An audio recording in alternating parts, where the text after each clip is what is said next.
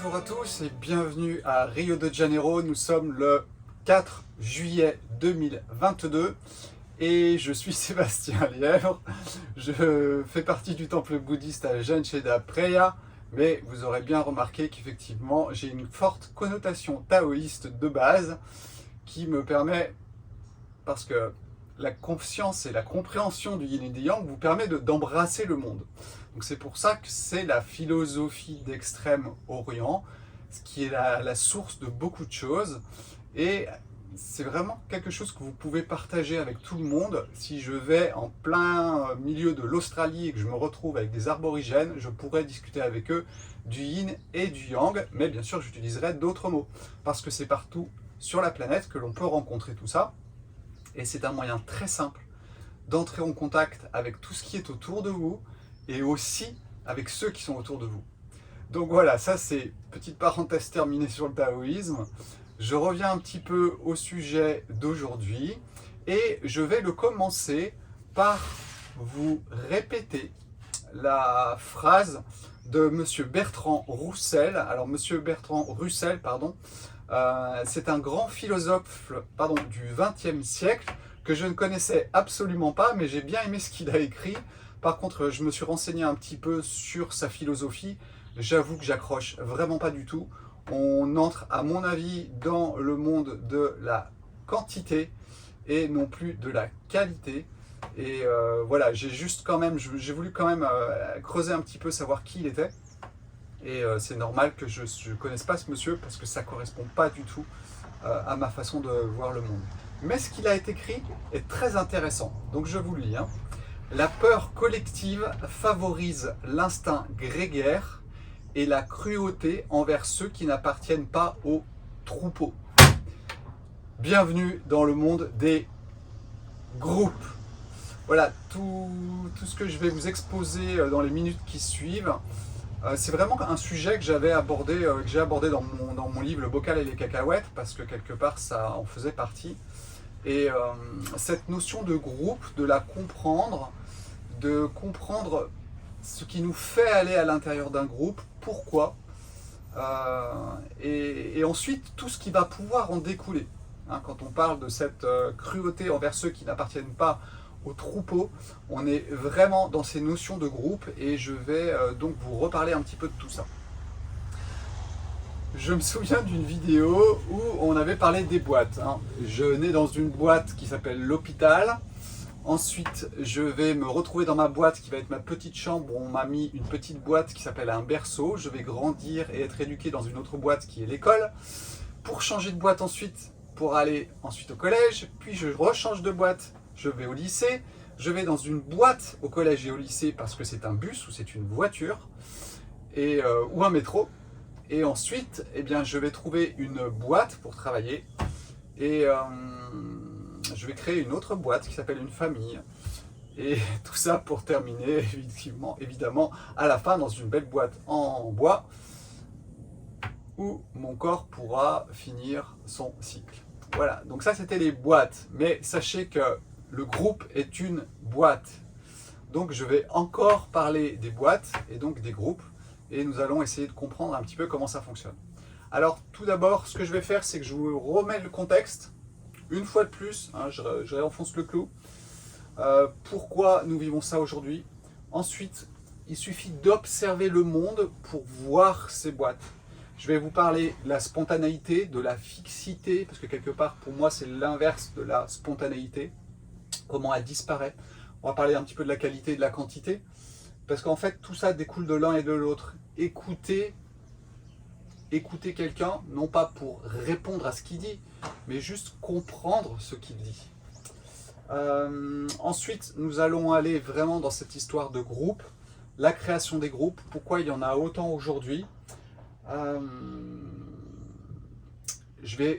Voilà, toutes les vidéos que je fais, elles ont un sens. C'est pas moi qui le décide. Moi, je suis juste un outil et les choses se passent à travers moi. Alors, je fais pas du channeling, je suis vraiment dans ma spontanéité. Et vraiment, je me rends compte que les vidéos que je fais les unes après les autres découlent les unes après les autres. Je vous ai parlé d'individualité dans la vidéo d'avant. Et bien, en fait, quelque part, on va retomber un petit peu là-dedans parce qu'il y a perte de l'individualité. Quand nous sommes dans un groupe, il y a perte de cette individualité pour aller vers l'individualisme, qui est une espèce de compensation quelque part de cette perte de l'individualité. Donc voilà, je vais vous parler de ça aujourd'hui, ça va prendre une petite vingtaine de minutes je pense, et puis voilà, ça sera intéressant d'avoir cette vision-là pour observer ce qui se passe autour de nous. Et j'insiste vraiment sur l'observation de ce qui se passe autour de nous.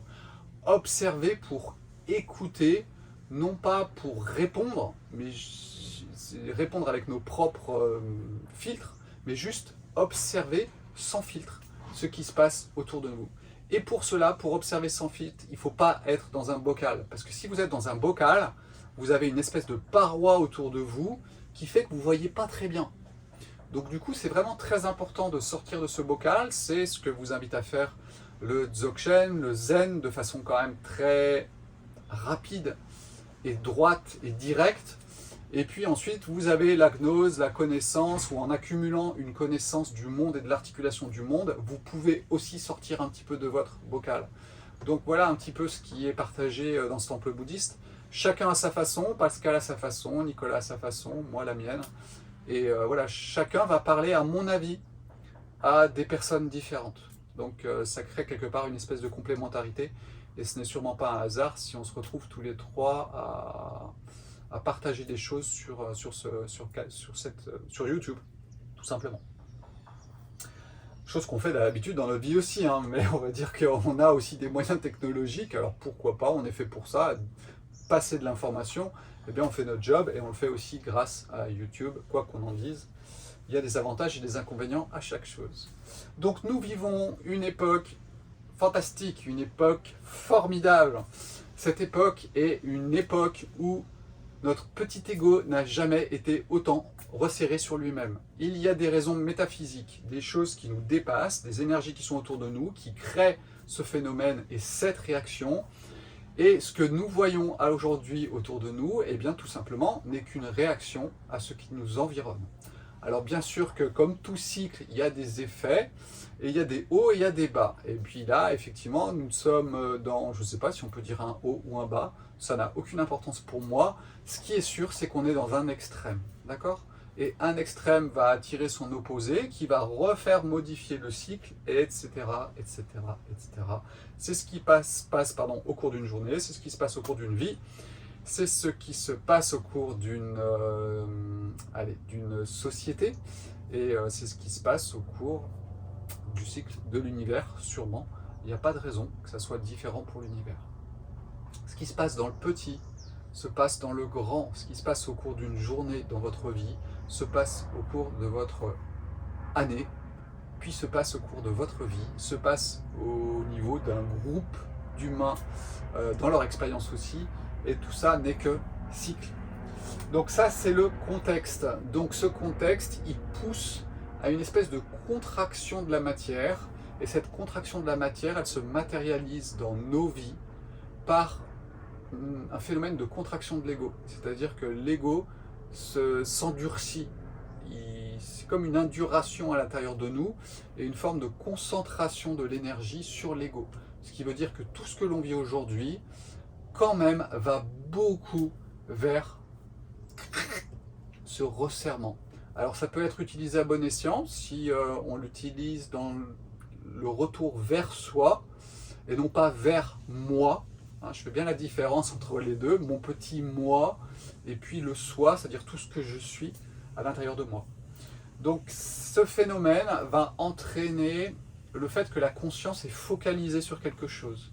Si vous vous focalisez sur quelque chose, eh bien vous perdez la vision globale des choses. Et c'est vraiment cela qu'il faut comprendre, cette focalisation que l'on a aujourd'hui dans notre spécialisation, hein, que ce soit au niveau des professions, au niveau de plein de choses, eh bien en fait nous fait perdre cette vision globale des choses. Et je regrette souvent que ceux qui étudient la médecine traditionnelle chinoise ne sont pas allés à la racine de la philosophie d'Extrême-Orient, qui est d'une très grande simplicité et qui ouvre toutes les portes. Or, on va mettre des connaissances dans la tête des gens avec de la complexité. Et voilà, je me souviens des mots d'Oshawa qui expliquaient que ils ne comprenaient pas en fait que les Occidentaux soient dans cette grande complexité et n'arrivent pas à toucher cette simplicité. Bon, c'est assez simple à voir, hein, c'est l'Orient et l'Occident, donc on est bien sur deux faces opposées. Il y en a un qui a des possibilités, l'autre qui en a d'autres, puisqu'en fait il ne faut pas dire qu'il y a une chose non plus qui est moins bien ou meilleure qu'une autre, c'est juste que la vision est différente. Et ça, c'est dû au positionnement sur la planète. Hémisphère nord, hémisphère sud, on a aussi des positionnements qui sont différents. Donc les gens ne vivent pas les choses de la même façon dans l'hémisphère sud et dans l'hémisphère nord.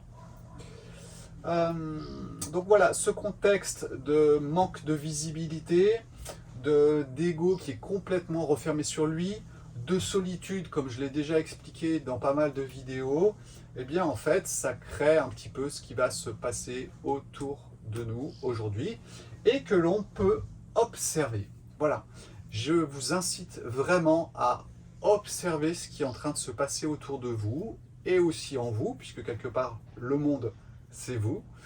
Et c'est vraiment rentrer dans cette forme de connaissance où on vous donne un petit peu d'informations, le minimum nécessaire pour la vie, le yin et le yang par exemple, et ça vous permet d'observer tout ce qui est autour de vous de façon relativement simple. Donc cette observation du monde qui est autour de moi, elle me montre quoi aujourd'hui? Elle me montre quoi? Elle me montre que dans les interactions humaines aujourd'hui, eh bien, il y a ce manque de spontanéité. La spontanéité a disparu. Pourquoi? Parce que je vous ai dit que tout est serré, bloqué. Or, la spontanéité, c'est quelque chose qui est ouvert. C'est-à-dire que quand c'est bloqué, par exemple, il y a des règles. Vous avez, plus on avance dans notre société, plus le nombre de lois et le nombre de textes est grand. Ce qui veut dire qu'il y a c'est de plus en plus restreint quelque part. Et ça, c'est la fixité. Comment je vais agir dans ma vie? Est-ce que c'est la vie qui agit à travers moi, dans le sens c'est la magie de la vie, ou est-ce que c'est la magie opérative de l'ego qui agit dans la vie, dans le sens où ce n'est pas une spontanéité qui est en train d'agir, mais c'est un mode de fonctionnement, ce sont des règles, c'est un couloir qui agit, et cela explique que vous avez un mode de fonctionnement qui est complètement, je dirais, droit.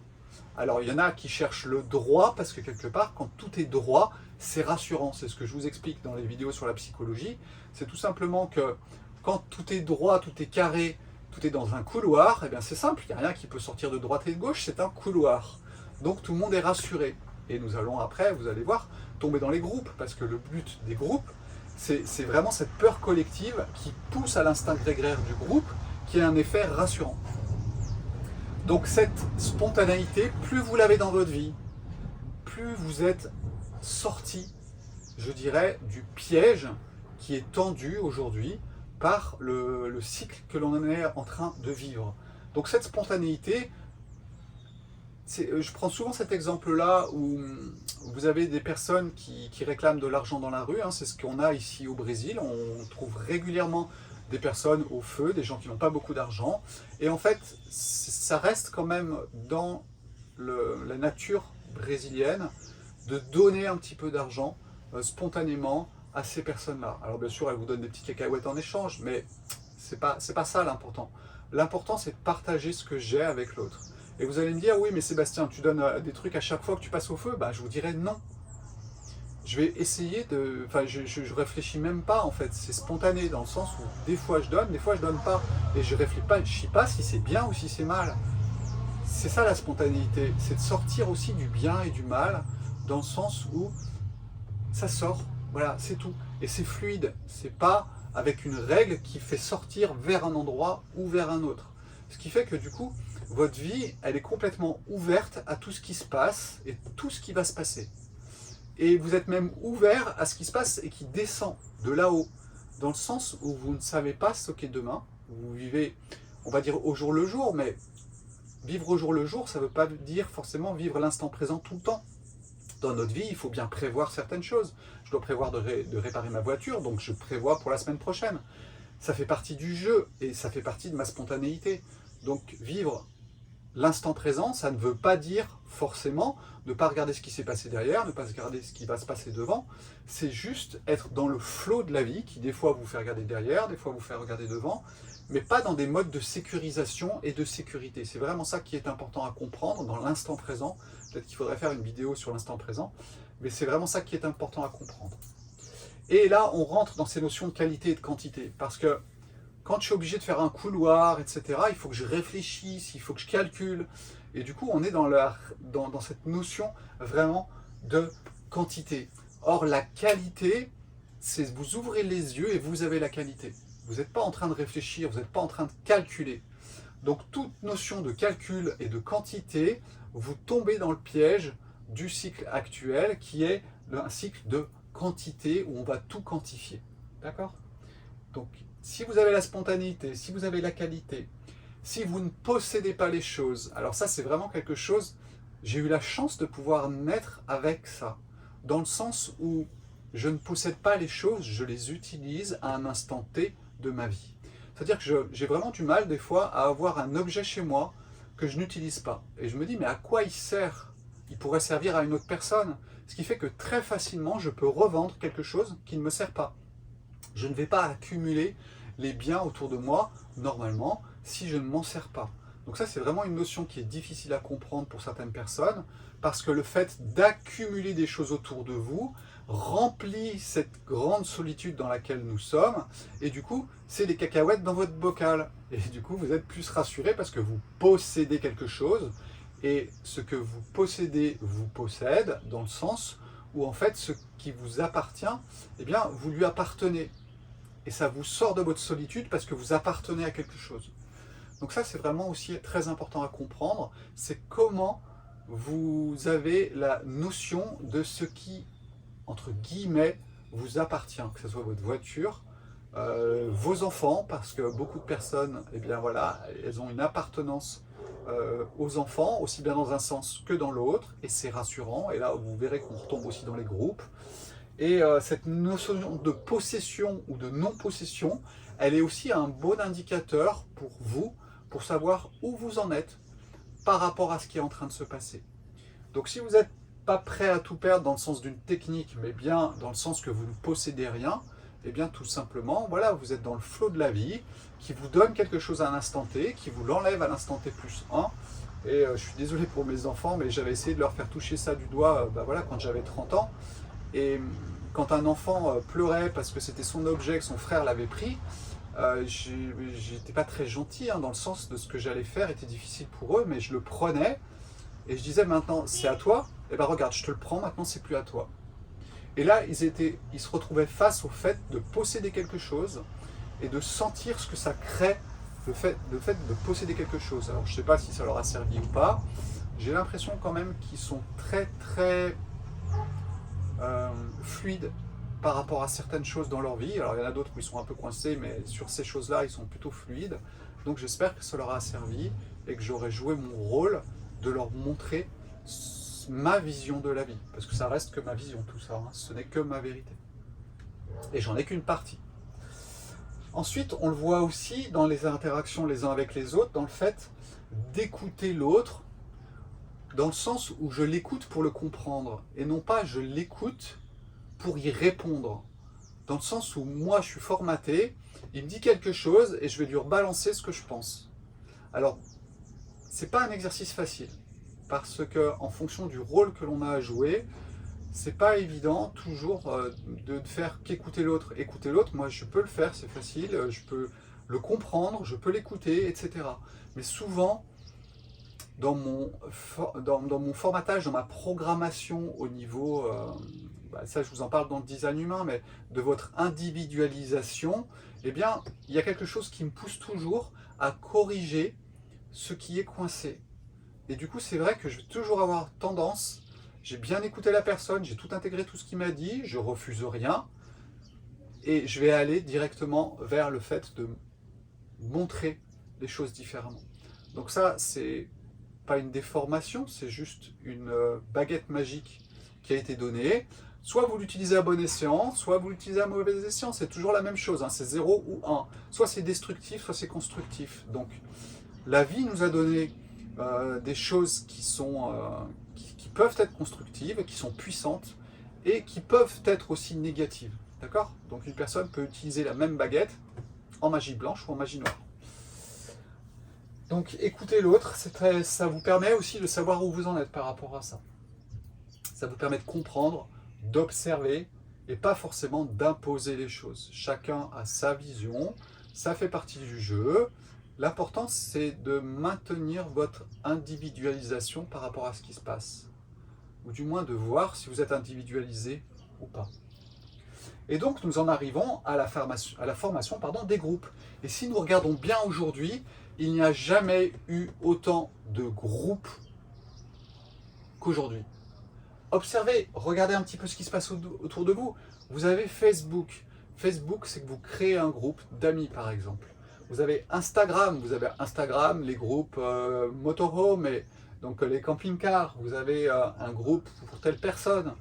Voilà, c'est se rejoindre vers quelque chose qui est commun. Vous avez les groupes en politique aussi, d'accord?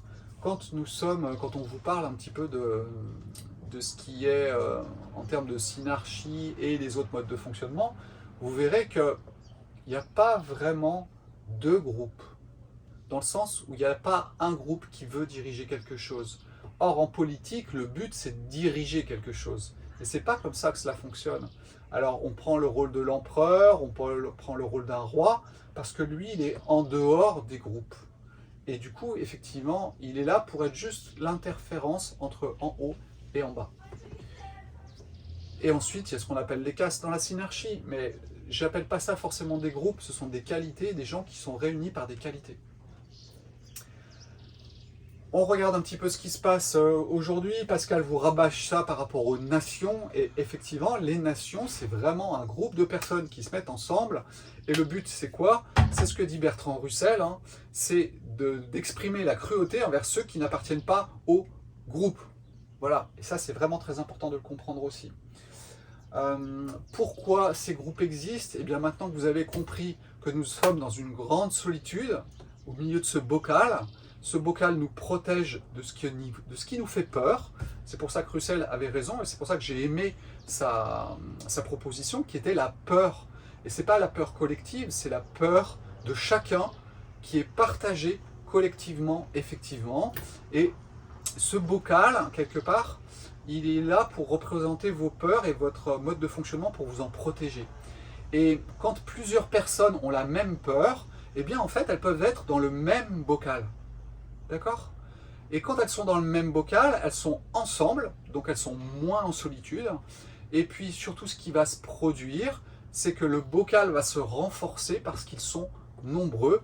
C'est cet instinct grégaire, c'est quelque part votre instinct de survie normalement purement animal, que quand on est en groupe, on est plus fort en termes de matière, de physique. Et vu qu'on est poussé à la matière et à entrer dans les profondeurs de la matière, eh bien c'est normal que nous ayons ces phénomènes de regroupement en groupe. Et donc ce que nous voyons aujourd'hui, c'est vraiment ça, que ce soit les Édomites, les Khazars, les New Agers, et voilà, et chacun est en train de fonctionner dans un but de ne plus avoir peur, c'est-à-dire supprimer ce qui fait peur, et donc d'entrer dans la lutte ouverte avec ce qui est autour de lui. Alors vous avez ceux qui sont en lutte ouverte, c'est ceux qu'on voit souvent le plus, et puis dans le New Age, je vous avouerai qu'on est dans la fuite, c'est-à-dire qu'on n'est pas dans la lutte, on est dans l'amour, on est dans la vie, on est dans tout ce qui est beau, on est dans le cœur, on est dans tout ça, et là on est vraiment pour moi dans une fuite, parce que la vie c'est aussi la bagarre, d'accord? Ce qui ne veut pas dire qu'on doit être toujours en bagarre, mais ça veut dire qu'on est capable d'entrer dans la lutte aussi à certains moments, et à des moments qui ne sont pas décidés par notre ego, mais qui sont décidés par ce qui est au-dessus. Et pour moi, il y a vraiment une grande différence à ça. J'ai toujours dit que s'il y avait une guerre, eh ben, j'irais me planquer dans une forêt, parce que pour moi, elle serait sûrement pas juste. Mais par contre, que si un jour il y a une guerre qui est juste, eh bien, j'irai faire la guerre, et je n'aurai aucun problème à ce genre de choses.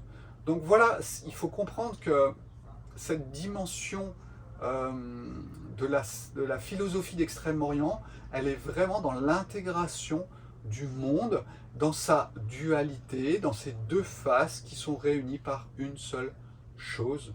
Alors certains l'appelleront Dieu, d'autres l'appelleront d'autres façons, ça n'a pas d'importance. L'important c'est de fonctionner dans quelque chose qui semble le plus juste possible. En sachant qu'il y a des moments où c'est pas juste, et ça fait partie de la vie aussi. C'est pour ça que je n'ai aucun problème avec tout ce qui se passe autour de moi, dans le sens où ça fait partie et c'est juste. Dans le sens, c'est juste au niveau de la vie. Blablabla, blablabla. Je ne suis pas quelqu'un qui parle beaucoup d'habitude dans la vie normale, sachez-le. Généralement, je ne parle pas, très peu. Mais c'est vrai que dans les vidéos, j'ai tendance à me lâcher un peu. C'est pas que j'ai rien à dire, mais bon, voilà, j'ai tendance à pas trop partager, sauf si on me le demande. Voilà, généralement, je fonctionne comme ça. Si la vie m'invite à me demande quelque chose, je le fais. Si la personne me demande quelque chose, je le fais. Mais vous ne me verrez pas normalement m'exposer trop par rapport à tout ça. Donc, nous entrons dans une perte de l'individualité. Dès que vous allez entrer dans un groupe, vous allez suivre des règles. Et ces règles, si vous ne faites pas partie du groupe, vous allez vous faire éjecter du groupe. Donc, si vous êtes dans le groupe parce que vous avez peur, vous pensez bien que vous allez accepter les règles du groupe. Donc, ça ne veut pas dire qu'un groupe n'a pas le droit d'exister, c'est-à-dire des personnes qui se rassemblent parce qu'elles ont les mêmes qualités et non pas les mêmes quantités de peur. Et par contre, vous rentrez dans un groupe et vous êtes capable de sortir. Dans votre individualité, il n'y a aucun problème à entrer et sortir d'un groupe. Il n'y a aucun jugement à avoir, à être à un endroit et à un autre. Vous n'êtes pas obligé d'être toujours au même endroit. Donc si votre individualité n'arrive pas à s'exprimer, ce qui est vraiment le cas aujourd'hui, l'individualité, elle est dans le fait de l'individualisation de mes qualités et de mes défauts, bien sûr, dans la vie. Et cette individualité, c'est la vie qui se vit à travers vous, à travers votre individu. Or, le fait de créer des groupes dans la peur, etc., vous fait perdre cette individualité. Et qu'est-ce qui va en sortir? L'individualisme. Parce que c'est bien gentil d'être dans un groupe, mais ça déséquilibre quelque chose à l'intérieur de vous, et ça va vous pousser à l'individualisme. C'est-à-dire que l'individualisme est la face de l'ego, je dirais, et l'individualité est votre face Bouddha, c'est-à-dire ce qui fait votre différence les uns par rapport aux autres, sans vouloir bouffer les autres. Or, dans un groupe, vous êtes là pour vous protéger, donc soit attaquer, soit fuir, peu importe, mais vous fonctionnez dans un mode qui est comme ça. Donc, j'aime bien prendre l'exemple aussi de la famille, puisque quelque part, la famille, c'est un groupe. Alors, j'ai eu la chance, si on peut dire, de vivre dans les familles recomposées. C'est-à-dire que moi-même, je suis issu d'une famille recomposée, et ensuite, j'ai pu vivre 2 familles recomposées. Et j'ai pu étudier de très près cette notion de groupe. Il faut comprendre qu'une famille, c'est un mode de fonctionnement qui est dicté par les parents. Donc si les 2 parents sont ensemble et ont les enfants, et bien en fait, généralement, ils vont dans la même direction. Donc ils vont créer un bocal, des règles qui leur sont propres à cette famille-là, et qui met tout le monde en sécurité. D'accord? Du style pas mentir, ou pas s'énerver. Voilà, des choses comme ça. Et puis quand vous cassez les familles, eh bien tout simplement vous regroupez 2 familles différentes, et pas forcément avec des modes de fonctionnement pareils. Donc du coup, ça va créer des chocs de bocal, et c'est toute la difficulté des familles recomposées, où en fait on est dans des modes de fonctionnement qui sont différents, rassurants pour les autres, et pas du tout rassurants pour l'autre famille. Donc voilà, c'est vraiment quelque chose de très difficile de vivre en famille recomposée, sauf si vous avez la chance de tomber sur une autre famille recomposée avec le même bocal. Donc moi j'ai eu la chance d'expérimenter les 2, dans le sens où vraiment les bocaux étaient vraiment différents, où ils étaient relativement proches, et quelque part, voilà, ça crée quelque chose où vous voyez une famille recomposée, vous dites « Oh, c'est magnifique, comment ils font ?» Bah c'est tout simple, ils vivent dans le même bocal. Donc du coup, ils arrivent à recomposer une famille dans le même bocal. Et puis vous avez des familles recomposées qui galèrent, tout simplement parce qu'elles fonctionnent. Elles n'ont pas des modes de fonctionnement à la racine des enfants qui sont identiques. Donc la famille, au départ, est faite pour créer une petite collectivité, quelque part, où on va se rassurer les uns les autres face au monde qui est autour de nous. Alors les parents ont des peurs, et du coup, ils ont créé un mode de fonctionnement qui va être le mode de fonctionnement de la famille. Or, quand on prend les familles italiennes, eh bien, on vous parle beaucoup des Édomites dans ces vidéos, et on a tendance à se centrer effectivement au niveau de l'Italie. Eh bien, effectivement, la famille italienne est ce qu'on peut faire de pire en termes de groupe et de protection. Et c'est pour ça qu'ils véhiculent et qu'ils transfèrent ça à tout le monde, puisque quelque part c'est eux qui ont le pouvoir en ce moment. Et maintenant vous comprenez mieux pourquoi les Édomites sont au pouvoir en ce moment, tout simplement parce que ils fonctionnent dans un gros bocal depuis sûrement très très longtemps, d'accord? Et c'est pour ça que la vie a favorisé ce type de personnes pour être en fait l'acteur principal et je dirais presque le directeur de troupeau de ce qui est à vivre aujourd'hui.